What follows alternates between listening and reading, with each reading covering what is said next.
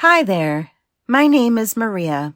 You might have listened to me tell my gambling addiction story and share my plan of recovery via my podcast, The Feeling Better, which is available on all the major podcast platforms. In that podcast, I essentially narrate the book I wrote and published via Amazon in late February 2023. I decided to do that because most addicted, compulsive gamblers who would benefit most from my book often don't have the extra resources, in some cases not even a dime, to spare. I share my story of gambling addiction throughout the podcast in each of the episodes, starting from the first episode titled Introduction and My Story. To make a long story short, I'm a humble housewife and part-time homesteader in my late 40s. I am a Christian, and up until recently, always considered myself an honest person of high integrity with a strong moral compass. All that changed because of my addiction. It all started last summer when I won $10 from playing the Mega Millions jackpot and couldn't withdraw my winnings from the app. Instead, I played one of the online games and quickly fell into the enticing lure of online slot games. As I stated in my introduction episode, my compulsive gambling addiction happened quickly and severely, overtaking every aspect of my life within a short span of time. Thankfully, I was able to overcome my addiction once and for all, but the financial fallout was devastating. I'd gambled away all the money in our checking and savings account, maxed out all of our credit cards, took out insanely high-interest payday loans, and even sold off the gold and silver we had stashed away in our safe. I completely wrecked our credit, and as we're approaching 50, we now find ourselves without any savings, assets, or retirement. We're literally one emergency away from complete and utter financial ruin. My story dives quite deep into the self-loathing, the despair, the hopelessness I felt, including a few times when I even had suicidal thoughts. This addiction wrecked every part of my life. Thankfully, my husband is a saint. He forgave me and stood by me with a level of unconditional love and support that I honestly didn't deserve. In the telling of my story, and as I shaped out the points of my book, one of the things that made me viciously angry was the realization that online gaming, especially here in Michigan, is all relatively new, and there's very little accountability, liability, or regulation over the marketing, advertising, and in-app business practices these casinos use to entice new bettors or hook current ones. Governor Gretchen Whitmer signed the Lawful Internet Gaming Act, Lawful Sports Betting Act, and the Fantasy Contest Consumer Protection Act on December 20th, 2019. The Michigan Gaming Control Board authorized online gaming and sports betting on January 22nd, 2021. Since then, Michigan is becoming one of the fastest growing, if not the fastest growing, gaming market in the entire country. In 2021 alone, the agency licensed or registered over 2,000 entities, including almost 900 related to the commercial casinos and 650 related to internet gaming and sports betting. Did you know that only 7 states at the moment allow legal, regulated online betting?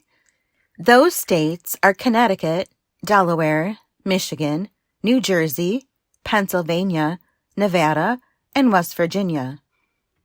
A handful of other states do allow online sports betting, but no online casinos. Here's a kicker, though. Only 2 states in the entire nation allow every kind of online gaming available, from sports betting to lottery to casino slots. Take a guess at one of them. Yep, you got it. Michigan. Pennsylvania is the other state. Yet, unlike Connecticut or Nevada or some of the other states that allow online gaming, Michigan has very little in the way of resources to help addictive and compulsive gamblers. March is Problem Gambling Awareness Month, and Michigan finally had enough sense to launch a new website and advertising campaign for problem gambling called Don't Regret the Bet. More information can be found at don'tregretthebet.org. It's about time. Connecticut has had a very robust group called the Connecticut Council on Problem Gambling. While Michigan is providing some helpful resources to problem and addicted gamblers with this campaign, all of the responsibility is on the player, not the casino. I'm eagerly awaiting the day when the big casinos are going to be held accountable for the tactics and methods they use to draw in new gamblers and keep addicted gamblers hooked. Here is a perfect example of what I mean. Just now, as I'm on various websites doing my research on gaming in Michigan, a new ad from a casino just popped up on my screen offering up to $1,000 as a first bet offer bonus for new players. Terms and conditions apply, of course. No hyperlink or button to view those terms and conditions, just a big Bet Now button that prompts you to download the app. What kind of outrage would there be if this was a cigarette ad in bright, splashy colors, enticing me with a free carton of cigarettes and a big button that read, "Smoke Now"? I'd mentioned in my book that I'm a smoker, and in my opinion, gambling caused far more harm to me in my life than cigarettes ever did or would ever do. If given the preference of lung cancer or compulsive gambling addiction, I would choose lung cancer every time. If that doesn't convey the level of pain my gambling addiction caused me, then go and listen to my podcast episodes where you can listen to me talk about my experiences with raw, emotion-filled detail. And yet, the casino apps fill my social media feeds and advertise on network and television commercials, and even by billboards throughout the state to market their online gaming apps to citizens of every age and demographic. I even mention in my podcast how in my small rural town and with relatively few billboards, one of them happens to be an online casino. My Instagram and Facebook news feeds were full of sponsored casino app ads. Anyway, while the community of addicted gamblers is still relatively small because only 7 states allow online casino games, there are other states looking to jump on board. Indiana, New York, New Hampshire, Maryland, and Kentucky all have bills here in 2023 that will try to pass legal online gaming for its citizens. It's a source of serious revenue for the state, so I wouldn't be surprised to see that number of new states considering online gaming grow exponentially in the coming years. That makes my mission all the more critical. Some statistics show that as many as 10 million Americans suffer with a gambling addiction. According to Yale Medicine research studies, up to 7% of youths develop a gambling disorder, and many gambling disorders begin in adolescence. College students also gamble at higher rates than the general population. For the life of me, I can't understand how these casinos haven't yet been held responsible. How are they allowed to advertise knowing their product causes physical or mental harm? Did you know that gambling has the highest rate of suicide amongst all the addictions?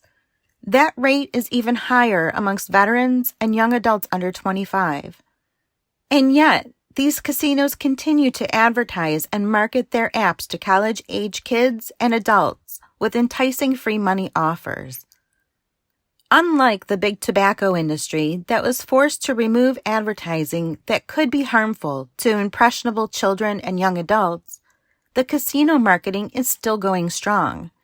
I think they're even worse, with their promise of big fortune and brightly colored, splashy advertisements offering big bonuses and jackpots. In addition to the blatant advertising and marketing I've witnessed recently, I was stunned to see some pretty suspect in-app business practices by these online casinos that I feel specifically target problem and compulsive gamblers. As I embark on my mission to provide hope and healing to addicted gamblers around the world, it's also my intent to bring awareness to the unethical and damaging policies, practices, and mechanisms these online casino apps use to entice new players and harm compulsive ones. Allow me to share some of the points I bring up in my podcast in a descriptive narrative that showcases my experience and thoughts on these practices. If you're an attorney or investigator and are interested in talking with me further about these points, please fill out the form on my website, thefeelingbetter.com, or email me, maria@thefeelingbetter.com. First, nearly all of the online casino apps entice brand new gamblers with a deposit bonus of some sort. Many of them advertise a 100% match, sometimes even up to $1,000 on all brand new, first-time players who deposit into the app. What they don't make clear, unless you specifically read the fine print, which is typically buried under the terms and conditions deep in the menu tree within the app, is that there's a playthrough requirement before you can withdraw. This applies to a withdrawal even of your own money that you initially deposited. These playthrough requirements are often 10 times or even 15 times your deposit amount. So that means you have to play that much first before you can be allowed to withdraw. So for example, let's say a new player makes a deposit of $200 and gets another $200 match from the casino app bonus. By accepting that deposit match, you've agreed to play through their requirement. That means, in the case of a 10 times playthrough requirement, a player cannot withdraw unless they've wagered at least $2,000 on slot games or sports bets. Why do they do that? Well, for starters, it prevents players from immediately withdrawing the bonus money they received. But why make them play 10 or 15 times their deposit rather than just playing through the deposit alone? I can't say for sure, but my guess is that by forcing new players to spend a significant amount of time playing, they have the opportunity to entice them with a couple of dopamine rushes from a big win. The more or longer they play, the more apt they'll get hooked. It's the equivalent of enticing a new smoker with just a few cigarettes versus a whole carton of cigarettes. Like many new online casino players, I learned the hard way that even if I happened to win some kind of jackpot or bonus, I couldn't cash it out. I was forced to continue playing it down versus stopping and withdrawing it. Just today, I saw an ad for a casino and saved a screenshot of it. The ad screams out in bright colors, "Get up to $1,000 casino bonus back." Only in minuscule fine print that's barely readable against the splashy vivid colors of the ad does it say 5 times wager requirement on bonus. Another screenshot from a different online casino I saw read up to $750 free. And then at the bottom in fine print, it only says terms and conditions apply. I had to dig deep to find those terms and conditions where it states 100% match of a patron's deposit up to $750 in bonus casino play with 10 times wagering requirements to release funds. How many 21-year-old college students are going to go searching for the app's terms and conditions to read that before depositing? Not many, I would think. In my experience gambling, withdrawals are one of the main ways that online casino apps target, trap, and harm gamblers, especially problem gamblers with compulsive behaviors or a full-on addiction. In my first introductory podcast episode, I described my experience with the Michigan Lottery app's shady withdrawal process that was the catalyst that sparked my entire gambling addiction. When I logged into the app, I saw I'd won $10. I knew the odds were minuscule that I'd win anything at all, let alone the big jackpot. I'd spend $40 to win $10. Pretty lame, right? That's what I thought back then. Oh, how quickly life can change. I fumbled my way around the app until I got to the withdrawal page where I requested the withdrawal of that $10. Now, this is something I'm going to be talking about in other episodes, but these gambling apps are absolute dillweeds for some of their shady business practices. Because when I attempted to withdraw that $10, I got the error, "Sorry, this method is not available for withdrawal." What? How could that be? I'd used my bank debit MasterCard to deposit the $40, but at the time, no idea what the policy is now, the Michigan Lottery app could not process withdrawals back to a MasterCard. They only withdrew to Visa cards. Isn't that insane? So they had no issue taking my deposit from my MasterCard debit card, but they couldn't withdraw back to it. Talk about scammy to the 10th degree. There I was, annoyed, irritated, without a whole lot of patience for what I immediately thought was a big manipulative scam to get you to forego your winnings. One of the options on the app offered for withdrawal of your winnings was to request a voucher that you could cash in at a Michigan lottery retailer. The problem was, I'd just been to the grocery store that morning and wouldn't go back for another 2 weeks. Then I saw the little button that read, "Play one of our online games." I saw that I could use that $10 to play one of the many real money gambling games that they offered on the app. That, my friends, was the Rubicon, the point of no return. I shrugged, feeling like there was no point in stressing over $10, and I had nothing else to do. So I picked their top suggested game and played with a $1 bet. Within a few spins, I'd won $25. Again, I went back to the account screen and attempted to withdraw my winnings, and again I was met with the same error that I could not withdraw to my card. I even got up and grabbed my wallet to see if the other checking account debit card was a Visa. Nope, that too was a MasterCard. With every fiber of my being, I wish I could go back in time and make the decision to request a voucher that I could then take to the store to cash out, even if that meant hanging on to it for a couple of weeks until I went to the store again. 100 times since that moment, I'd had the desperate thought, if only I could just go back in time, have a do-over, just turn the stupid clock back once, just once. The worst and most despicable practice involving withdrawals was what ultimately caused my financial ruin. In each of my episodes, I described 3 times that I canceled and reversed significant withdrawals that were pending approval. I'd reversed several small ones, but there were 3 instances of withdrawals over $3,000 that required processing, which took between 48 and 72 hours.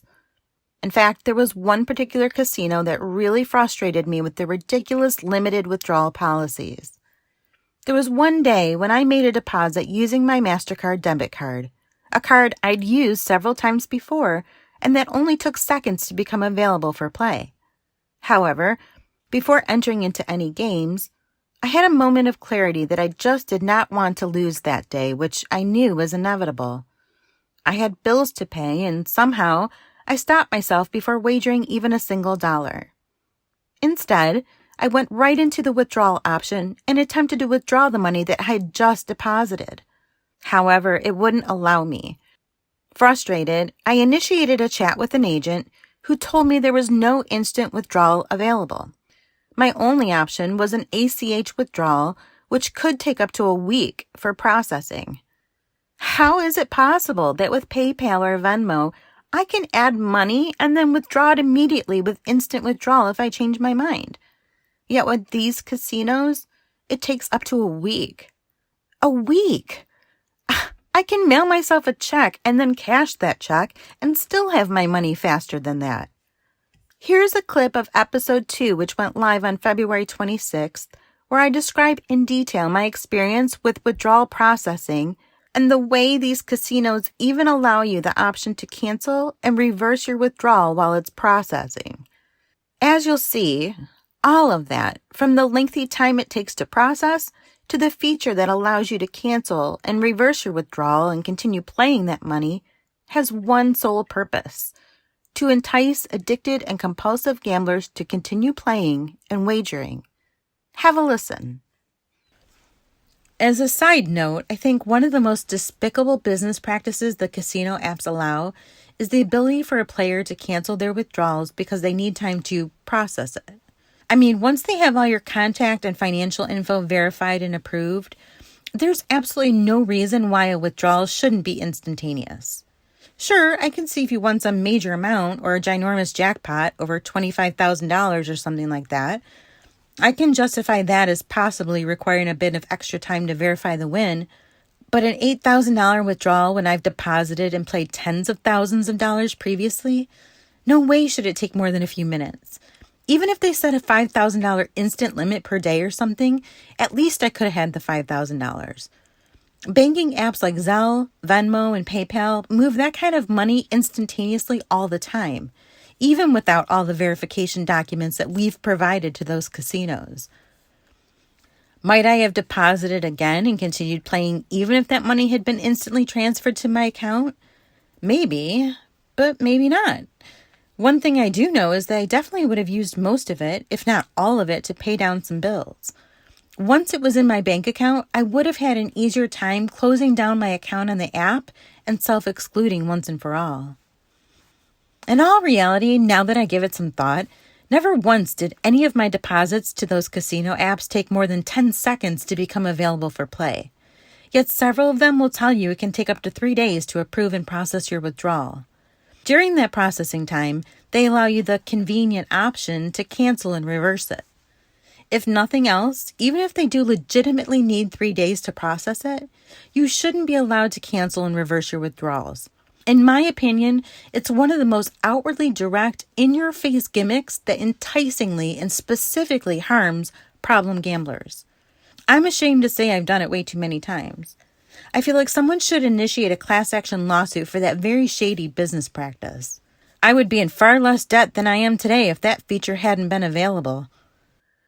In episode 4, which went live on March 12th, I dive deep into my theory that despite there being declarations and statements by the Michigan Gaming Control Board that all online games are fair, regulated, and unbiased when it comes to wins and payouts, that may not always be the case.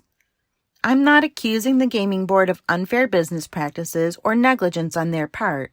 I have no evidence of that. This is me speculating, and I simply think that the possibility of subtle, embedded machine learning and artificial intelligence programs may identify certain player profiles as being a more lucrative customer base for targeted wins. AI and machine learning are everywhere these days, from smart media and music stations to social media advertising, to everyday convenience tools like Siri or Alexa. During my time playing, as I ran out of money to deposit and began using responsible gaming control limits, I noticed a significant decrease in incidental and significant wins. If you want to hear more on that, please go back and listen to the first 12 minutes of episode 4. What I will say, however, is that the casino apps do some pretty strange things that definitely throw up red flags, like the identity verification process that must be approved before you're allowed to withdraw any money or winnings.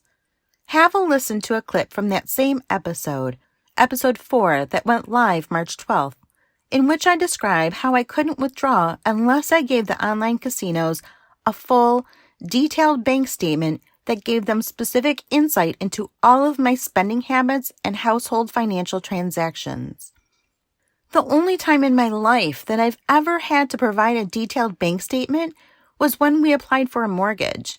I'd rented homes, taken out loans, moved large sums of money, got hired for contract or full-time jobs, opened new bank accounts, all without having to provide the level of financial detail that these casinos required from me. It doesn't make sense to me. If I've already provided them with a copy of my driver's license, and in some cases had to actually take a selfie picture holding my driver's license to prove it was really me, and if I also had to provide them with a photo of my bank debit card clearly showing my name and card number, why on earth would they also need my full bank statement? My card was proof that I'm the owner of the account. They wouldn't even let me cross out transactions that had nothing to do with gambling, like our mortgage payment or our employer's direct deposits. No, they had to see it all. Have a listen to my experience, which includes a transcription of a chat conversation I had with a casino customer service rep. Let me put it to you this way. Do you think the gaming industry provides responsible gaming limit options because they care about you? No, peeps, they don't. They only offer that because they're required by law to do it, as some semblance of responsibility and avoidance of liability to those who might suffer from addictions or mental health issues. It's no different than the tobacco industry being required to put a label on cigarettes, issuing a warning for those who might suffer from addictions or physical health issues. That's all it is. The gaming industry is big business, and it's growing bigger every year. Their goal is to lure in people and get them addicted so they keep spending their money on their products, just like Big Tobacco. Do you think that the tobacco industry would love to have everyone quit smoking because it's better for their health? No way. They do what they're required to by law in order to stay compliant with regulations, but they still keep pumping out nicotine-laced cigarettes to the addicts who buy them. When a player starts to put a bunch of limits in place and assign cool-offs or timeouts regularly, clearly that person has a compulsive gambling problem, right? Someone with a healthy habit of casual gaming for occasional entertainment wouldn't have need for those.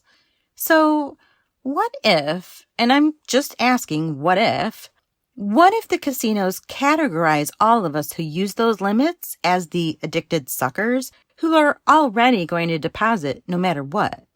Once you get to a certain point of addiction, and with the AI in place to know your deposits and how much you have to spend, what if they know that you don't have much to offer or deposit anymore and all signs point to serious debt? What would be the point of hooking you with a winning streak or big bonuses or large jackpots? You're already hooked. Either way, though, it really got me to look at the industry as a whole and what kind of business practices, identifiers, or technology might be used behind the scenes to keep me winning just enough small jackpots and bonuses to keep playing, but not enough to get ahead. Who knows? Just something to think about. While I'm on this subject, I want to pose another theory to you. Again, I have zero evidence of anything I'm proposing here, so this is just me speculating, but it's something to consider. About a month into my gambling, I accumulated a nice bank of small wins in one particular casino app and decided to initiate a withdrawal. For 2 days, I anxiously waited for it to process. At the end of the second day, I got an email requesting some documents for verification before my withdrawal could be processed. When I logged into the app and went into the account profile, I saw the request for documents. One was a copy of my ID. That was expected since I had already done that with other gaming apps. Another request was a picture of the card I'd used to deposit the funds, with instructions to block out all the numbers except the last 4 digits. The third request was a copy of my last bank statement. What? My last bank statement? That was a little odd to me. I read the additional instructions that said my full name and address had to be on the bank statement. So, I took a picture of my license. Then I took a picture of my debit card using a photo editing app to block out all the digits except the last 4. Then I downloaded my latest bank statement and used Adobe to black out all of the sensitive, individual transactions, leaving only the header which showed my name and address. The next day, I got an email stating my verification was rejected. I logged into the app and initiated a chat that went something like this. Agent, how may I help you today? Me. Yes, I'm trying to request a withdrawal. I uploaded all the requested documents but received an email stating my verification was rejected. Can you tell me why? Agent, after a few moments of checking, it appears as if you blocked out all the individual transactions on your bank statement. Unfortunately, we need the entire bank statement with no alterations. Me. But that's some pretty sensitive information about our spending and finances. I'm not comfortable sharing that. Agent. I'm sorry. We can't process your withdrawal without that. However, I can assure you that all your documents are secure, and nobody here can see them or access them. Me. Well, if they're that secure, then how come I was instructed to block out my MasterCard debit number before uploading? Agent. I'm sorry. The only way we can process your withdrawal is for you to upload proof that you're the owner of the bank account. We need to see the deposits that you made to our site. Me. So, then I can block out all the other transactions and information and just leave the deposits for the casino available? Agent. No, I'm sorry. The document cannot be altered in any way. I just did not feel comfortable giving them my entire bank statement in full. I realized, though, that it was pointless to continue playing in that particular app because even if I won more, I wouldn't be able to withdraw it. So, of course, I just played my winnings away. However, after another month or so, I did get to the point with that casino, as well as a couple of others, where or I simply just gave them my bank statement in full. At the time, I just said, whatever, it is what it is. I have to cash out some winnings. It was the only way I could withdraw anything. I cringe now to think about the fact that I did that because that chat conversation with the agent never sat well with me. I remember the response about my sensitive documents. Nobody here can see them or access them. The documents may have been secure, and it might have been true that no employee could access them. But is it possible, and again, I'm just speculating here, but is it possible that my bank statement could have been accessed by a computer program that reads them and uses the information in them? If we consider the whole player persona theory, then could the information detailed in my bank statement contribute to that? Think about it. When I finally uploaded my bank statements to process withdrawals, I was pretty deep into my gambling addiction. We never had a lot of money to begin with, but at that point, our accounts were pretty dismal. The transactions within my statement showed multiple deposits to several different gaming apps. It showed our employers' direct deposits and how much we earned. It also provided information on everything we pay for each month, from gas to groceries, to our mortgage, to credit card payments. And at the end of that month, our final balance was only about $800. It doesn't take a genius to see that I didn't have a whole lot of money to gamble with. So compare that to, say, a high roller who has a completely separate account for gambling with a $100,000 balance.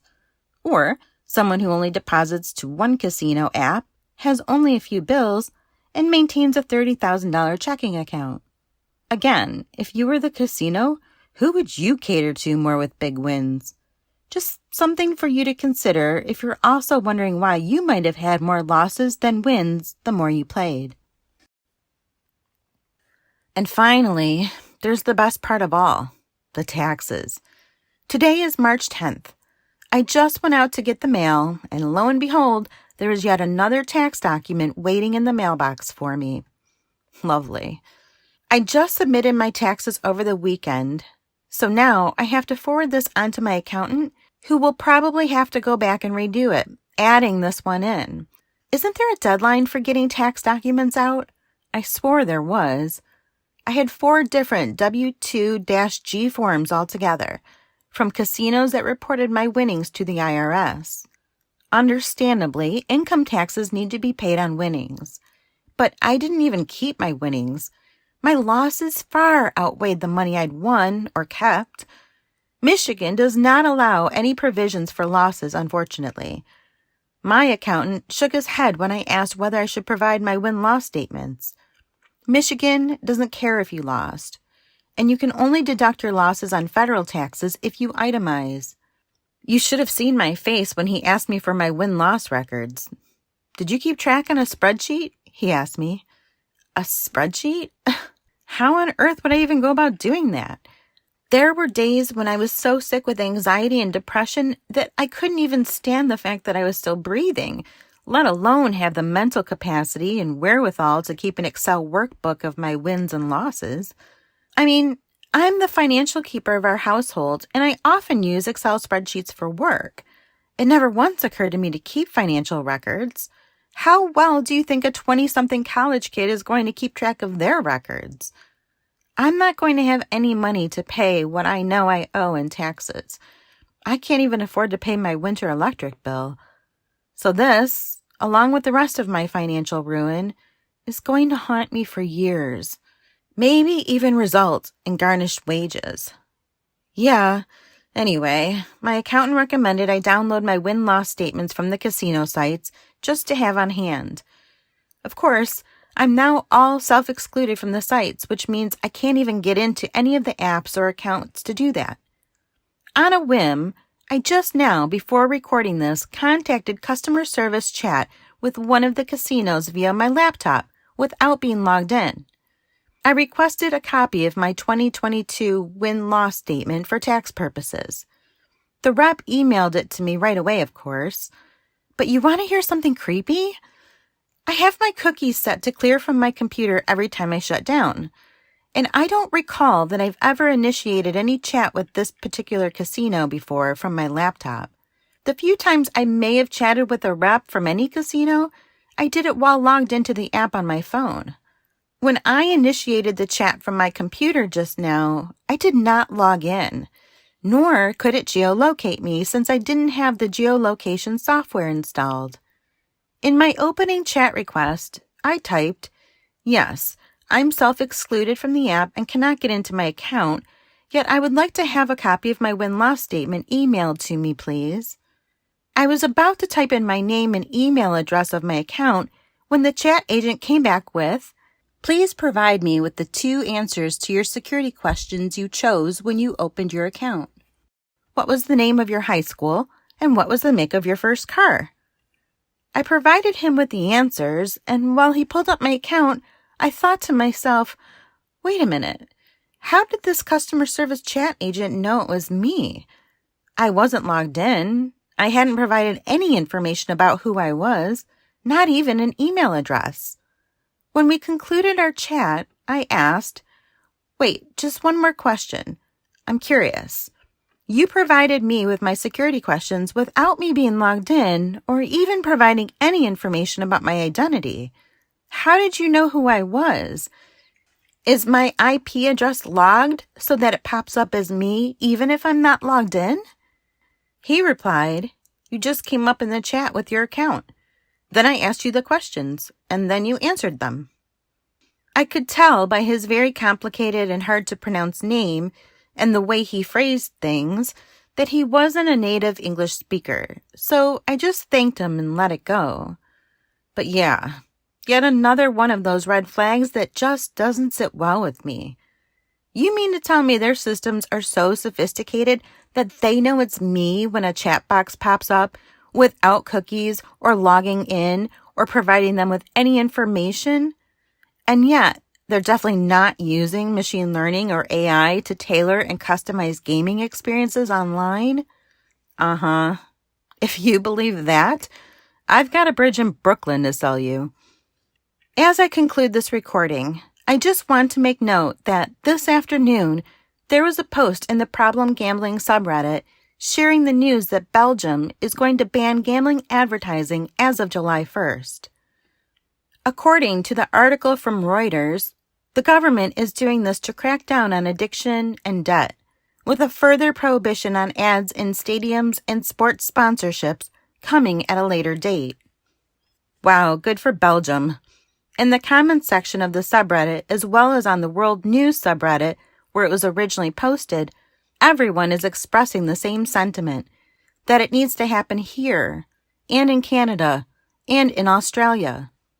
As one commenter said that I continue to state repeatedly, if the big tobacco companies can't advertise to lure in people into their harmful, addictive, and potentially life-threatening products, the big casino companies shouldn't either. Don't think it's a big deal? Let me end it with this conversation I just now had with my husband. I legit stopped him and asked him, "Honey, if you had a choice between me smoking for a year or playing online slots for a year, which would you choose?" His eyes got big. "Smoking. Definitely smoking. Just a few months of gambling ruined us for several years, maybe even longer. I was scared we weren't even going to have a house to live in, that you'd put us so far in debt we'd be homeless. I lost all sense of financial security. We have no retirement, and sometimes I just still can't believe you did that. I'm not blaming you or intending you to feel guilty, but I'll personally go out now and buy you a year's worth of cigarettes if you promise me you won't ever, ever gamble again. If you smoke, you might get lung cancer, you might not. But if you gamble, we'll for sure be destitute and lose our home. Forget retirement. We'll be living on the streets. We'll be in debt until we die. Please, tell me this was hypothetical." And there you have it.